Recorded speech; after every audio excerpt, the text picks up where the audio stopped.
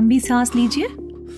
Doctor साहब, मैं लंबी सांस ले और छोड़ नहीं पा रहा हूँ। कहीं मुझे अस्थमा तो नहीं है?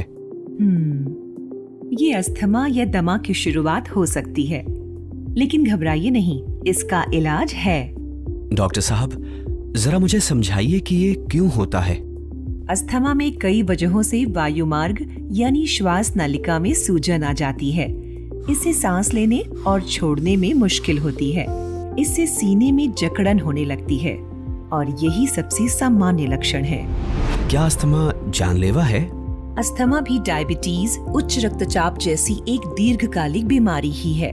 दमा हल्का, मध्यम और गंभीर किस्म का होता है। इसे दवाओं से कंट्रोल में रखा जाता है। दुनिया में कई मृत्यु भी अस्थमा की वजह से होती है। डॉक्टर साहब, अस्थमा से बचाव का क्या उपाय है? सांस की नली बेहद संवेदनशील होती है। बलगम उसमें जहाँ नमी रखता है, वहीं प्रदूषण भी सोखता है। दमा के मरीज को धूल, धुआं और ऐसी एलर्जी से बचना बहुत जरूरी है जिससे वो खांसने लगे।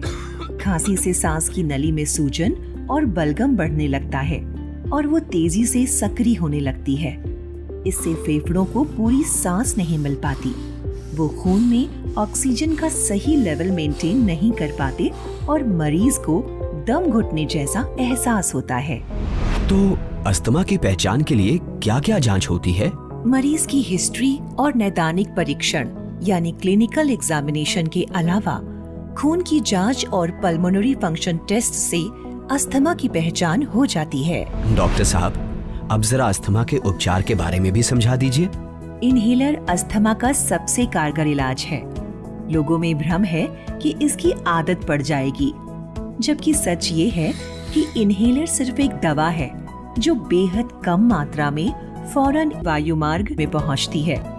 इससे अन्य अंगों पर कोई साइड इफेक्ट नहीं होता। अस्थमा की दवाएं दो तरह की होती हैं। पहली फौरन राहत देने वाली और दूसरी कंट्रोलर मेडिकेशन, जिसे नियमित रूप से लेते हैं। उचित उपचार के बगैर दमा के गंभीर मरीजों का फेफड़ा क्षतिग्रस्त हो जाता है। इससे जान भी जा सकती है। थैंक यू डॉक्टर साहब। मैं धूल, धुआं और खांसी से बचने की पूरी कोशिश करूंगा तथा नियमित जांच के लिए आपके पास आता रहूंगा। नमस्कार। नमस्कार। ध्यान रखना अपना।